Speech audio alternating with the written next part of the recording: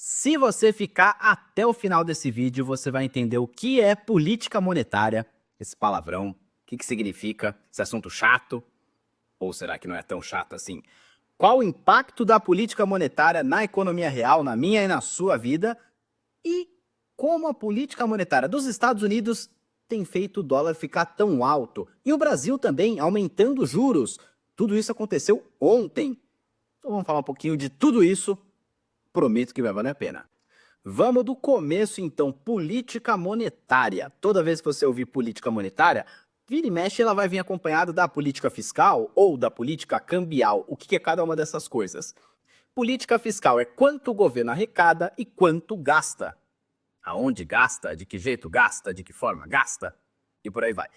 Política cambial tem a ver com o preço da moeda de cada país, no nosso caso é o real, com relação, sobretudo, ao dólar. A comparação principal é o dólar, isso porque, já de bastante tempo para cá, o dólar é a moeda padrão, então toda negociação é feita em dólar. Toda vez que um país compra algum produto de outro, é feito em dólar. Já a política monetária tem a ver com o custo do dinheiro, quanto o dinheiro vale. Como assim?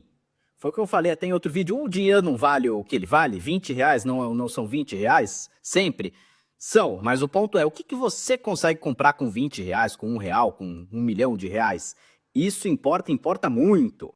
Então toda vez que você ouvir falar de política monetária, tem a ver com juros e tem a ver com inflação. Inflação é o aumento generalizado dos preços ou de algum subitem específico. Então, a inflação dos alimentos é você pega todos os alimentos, vê o quanto os preços oscilaram para cima ou para baixo. O oposto de inflação é deflação, tá?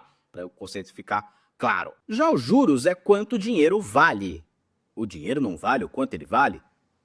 Só que é o seguinte, o quanto ele vale numa situação de crédito, ou seja, de alguma atividade financeira ou empréstimo. Se você pegar no banco R$ 1.000 emprestado, você não vai devolver só R$ 1.000. Infelizmente, nem o banco funciona a juro zero. Vai ter alguns juros, o juro vai ser 10%, 1%, tantos por cento e por aí vai. E aí, quanto mais acesso ao crédito uma população tem, a tendência é que o consumo aumente. E o oposto é verdadeiro, quanto menos crédito, a tendência é que as empresas contratem menos, por exemplo. E aí vai ficar mais difícil para você arrumar emprego, e aí não arrumando emprego, você vai consumir menos e por aí vai. É um ciclo. Pô, se é tão ruim aumentar os juros assim, por que os bancos centrais de todo mundo vira e mexe fazem isso? Para controlar a inflação. Aí é que tá. Não entrando nos meandros específicos, mas a inflação tem várias causas, certo?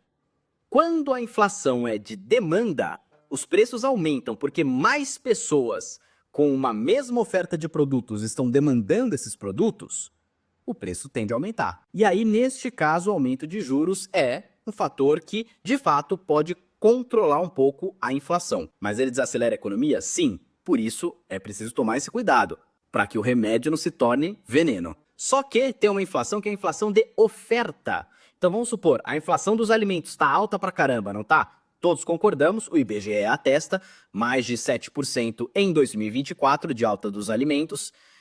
E esse aumento se deve principalmente a questões climáticas. Então, infelizmente, as mudanças climáticas estão aí. E estamos passando por secas, chuvas extremas, frio fora de hora, calor fora de hora e por aí vai. E isso atrapalha pra caramba no plantio e colheita de cada uma das safras, e isso pode ter um impacto no preço. Neste caso específico dos alimentos, aumentar juros tem pouca, não é nenhuma, tem pouca influência. Por que não digo nenhuma? Porque é o seguinte, a tendência é, caso aumente juros no Brasil, o dólar abaixar um pouco. Abaixando um pouco o dólar, a tendência é que a inflação que é causada pelo câmbio arrefeça um pouco. Por que a inflação é causada pelo câmbio também, Caio? É o seguinte, se o dólar tiver a R$ 6, você que planta, você é um latifundiário, não estou falando da agricultura familiar aqui, de subsistência, ou aquela que é muito restrita e tudo mais, estou falando você tem mercado na China, você vende porco para a China, você vende soja para os Estados Unidos, você vende laranja não sei para onde. Se o dólar tiver a R$ 6, vai ficar cada vez mais interessante você vender mais para fora e colocar menos aqui no mercado interno os seus produtos. O preço sobe. Dizem que, não é unânime, não é talhado em pedra, que o câmbio tem 1/3 da influência na inflação. E por isso que o dólar alto é preocupante. E por que o dólar está tão alto, então? Eu comentei aqui que eu ia falar do aspecto da política monetária dos Estados Unidos. Não é só por isso que o dólar está alto, tá? Sejamos justos. Porém, eu vou me concentrar nesse aspecto específico. O que acontece? Ontem, nos Estados Unidos, o FONC, que é o Comitê de Política Monetária dos Estados Unidos, os diretores do Federal Reserve, vulgo o Fed, que é o Banco Central de lá, eles se reúnem e decidem a taxa de juros. Diferentemente do Brasil, que tem uma taxa de juros específica, lá eles têm um intervalo de juros. E eles decidiram ontem manter os juros, manter esse intervalo de juros entre 4,25% e 4,50% ao ano. E aí é o seguinte, isso é considerado um valor elevado de juros lá. Já esteve pior, no ano passado fizeram cortes, isso deu uma arrefecida nesse aspecto, só que é provável que esse juros fique nesse patamar por mais tempo. E por que raios que os juros lá impactam o dólar e afeta a nossa vida? Aqui que a gente está falando dos Estados Unidos, é o seguinte, pensa no seguinte, você fala, pô, mas a Selic agora está em 13,25%. Por que não é mais vantajoso deixar 13,25% do que deixar 4,25% nos Estados Unidos? Porque é 4,25% ao ano em dólar. Então a gente não pode pegar os níveis de juros e comparar tete a tete, é em dólar. Outro ponto, a renda fixa americana é considerada o investimento mais seguro do mundo. Porque é o seguinte, é praticamente impossível os Estados Unidos darem calote. Não vou pagar os investidores. Porque mesmo que esteja numa situação ali fiscal complicadíssima, que, nossa, estão gastando muito mais do que arrecadam, os Estados Unidos detêm o poder de imprimir o dólar. Não é que eles podem fazer isso a rodo, sair imprimindo dólar e distribuindo dólar livremente para todo mundo. Claro que não é isso que eu estou propondo. Mas o dólar, sendo a moeda global, dá uma restrição fiscal muito menor para os Estados Unidos, uma capacidade de endividamento muito maior, certo? Então, o que acontece? 4,25, 4,50 ao ano lá, muitos investidores do mundo inteiro procuram essa renda fixa americana, pelo menos um pouquinho. E aí o que eles têm que fazer? 4,25% em dólar. Precisa comprar dólar. O dólar fica alto no mundo inteiro. Então o dólar está alto um pouco por conta disso. E a tendência, se Donald Trump seguir de fato tudo aquilo que ele falou na campanha, é que algumas propostas dele, na parte econômica, gerem inflação, inclusive no aspecto da imigração, tá? Os imigrantes que estão nos Estados Unidos, os ilegais, muitas vezes eles não têm diploma. Ou o diploma nem está revalidado, então eles têm que fazer quais tipos de trabalho? Jardinagem, cozinheiro, garçom, são serviços pouco sofisticados do ponto de vista de uma formação técnica, acadêmica e tudo mais. Eles indo embora, o que acontece? Vão ter que contratar mais americanos? Ok. Só que a margem de manobra das empresas diminui. Porque antes, o americano chega lá cheio de marra, não, this is America, aquela coisa toda. Só que ele fala, tá bom, a gente já paga tanto aqui, ó, salário de miséria. O cara vai lá e fala, não quero esse salário de miséria. Não quer? Tem quem queira. E quem que vai querer? Os imigrantes que estão ilegais. Então, por isso, tem que ficar de olho nesse aspecto. E aí, para além da decisão de juros em si, o Banco Central dos Estados Unidos divulga um comunicado. O comunicado foi um pouco mais hawkish. Hawkish é o oposto de dovish. Que caramba é isso? Hawk é falcão em inglês. Então, um discurso hawkish é o discurso mais duro na luta contra a inflação. O discurso dovish, dove é pombo, né? De certa forma, pombo da paz. Então é algo mais leve com relação à inflação. Nesse combate à inflação, do quanto o governo avançou ou não nesse combate à inflação. O comunicado foi um pouco mais hawk, um pouco mais duro, porque ele tirou um trecho do discurso que tinha em dezembro, da decisão de juros de dezembro, que comentava que a inflação estava caminhando para a meta de 2%, que é a meta que os Estados Unidos estipularam para si mesmos alcançar. Porém, no discurso, ali na coletiva, aliás, o Jeremy Powell, que é o atual presidente da autarquia, da autoridade monetária, ele teve um tom mais brando. Ele já comentou que a política monetária se encontra num nível suficientemente restritivo, por exemplo. Ele colocou que os juros estão significativamente acima do nível neutro. Juro neutro é aquele juro que nem ataca e nem estimula a atividade econômica. Então, aquele que você deve perseguir desde que seja possível atingir o juro neutro, combatendo também a inflação. Ou seja, quando os juros estão acima do nível neutro, significa que existe mais espaço para mais cortes de juros. tá? Resta saber quando. A tendência é que por algum tempo, talvez umas 2 ou 3 reuniões, o Federal Reserve mantenha os juros no patamar em que estão. Só que o discurso do Jerome Powell, de certa forma, descarta novas altas de juros, ou voltar ao ciclo de aumento de juros. Então é assim, é nesse patamar para baixo, daqui não sobe. Em tese, claro que isso muda, claro que os diretores do Banco Central e o presidente do Banco Central vão sempre colocar uma série de questões, olha, calma, mas não é bem assim, vamos com calma e por aí vai. Brasil Zil também decidiu juros. E aí no Brasil a situação é diferente. O Copom decidiu elevar a taxa Selic em 1 ponto percentual ou 100 pontos base. E agora a Selic é de 13,25% ao ano. O comunicado teve um tom considerado até duro.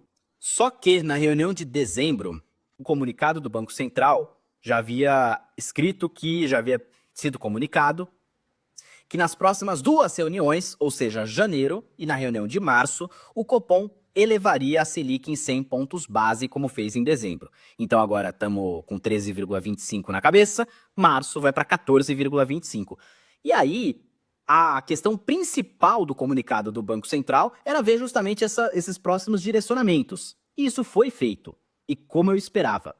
Porque é o seguinte, foi mantido o fato de que para março o guidance, ou seja, a direção, é de aumentar mais uma vez para 100 pontos base para 14,25%. Só que ele tira o plural do comunicado. Ou seja, para maio, que é a reunião depois de março, a cada 45 dias tem uma reunião. Para a reunião de maio, deixou em aberto. Tá? Então não se comprometeu a aumentar 100 de novo.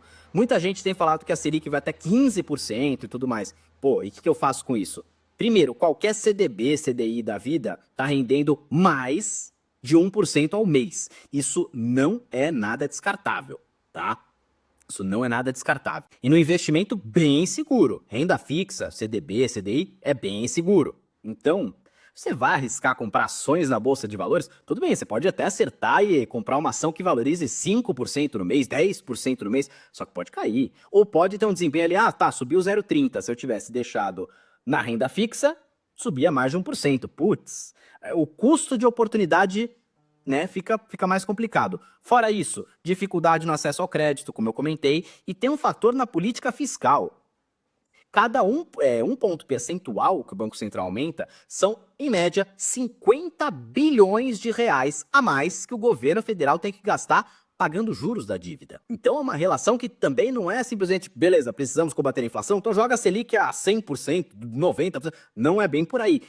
A política monetária é um jogo de equilíbrio muito tênue, que cabe muita discussão. Cuidado com esses discursos de que é muito óbvio, é muito unânime, por aí vai. A esquerda tem um problema com isso, que é o problema de moralizar o debate. Falar que aumentar juros é cruel, etc, etc. Que aí o outro lado devolve, não, mas cruel na verdade é a inflação. Não, mas... E aí fica esse discurso que foge à regra e vem com aquele papinho de que o Banco Central é sempre técnico, toma cuidado, nem sempre. Aliás, mesmo porque toda decisão é também uma decisão política. O Banco Central vem seguindo uma linha programática bem monetarista no combate à inflação, e é uma tese, uma ideia que se chama contração fiscal expansionista, ou seja, os juros altos diminui a atividade, diminuindo a atividade permite abaixar os juros, baixando os juros você aumenta a atividade. O dólar vem caindo, né? Já são 6 ou 7 pregões seguidos de queda do dólar. Isso acontece muito mais pela dinâmica dos Estados Unidos e do senhor Donald Trump do que qualquer outra coisa, tá?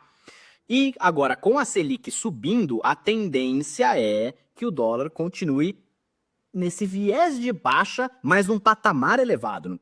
4,50, está muito distante, esquece. E a parte fiscal do Brasil é bem polêmica, tá? A dívida pública está muito alta quando considerada o pagamento dos juros da dívida pública. Quando excluído o dinheiro que vai para pagamento de juros, o governo praticamente empatou quanto gastou e quanto arrecadou. Então, nessa ótica, o problema fiscal não é tão grave assim. Só que tem esse problema. Quando você pega um empréstimo no banco, não dá para você dizer que você não vai pagar o empréstimo. Então, os juros da dívida, você vai ter que pagar. Então, pode virar uma bola de neve. A ver, é o seguinte, é muito provável que o patamar que a Selic está se encaminhando para 15%, 15,25%, 15,25%, isso tenha impacto na economia real. Então o desemprego que está baixo não é que ele vai explodir, mas ele vai deixar de cair e eventualmente até subir. Está no patamar agora de 6% a desocupação, talvez vá para 7%. E existe a chance de uma recessão técnica. Recessão que vai... Como assim? Ó, o Brasil provavelmente deve ter crescido em 2024, ainda não saiu, 3,6%. É muito bom. Para o Brasil é muito bom. Nós crescemos pouco mais de 3% em 2023, 3,6%, 3,5%, 3,4%, isso é muita coisa. Só que uma recessão técnica é atingida quando, por 2 trimestres consecutivos, a atividade retrai. Pode acontecer isso, e o crescimento de 2025 não é que vai ter recessão no ano cheio, mas pode desacelerar para 2% o crescimento, 1%, já ouvi inclusive de economista bem sério, bem renomado, 1% de crescimento vindo de 3,6% é um crescimento preocupante. A ver, então é só acompanhar, se inscrever no canal para ficar por dentro de tudo que acontece na política e na economia, até porque elas são uma coisa só.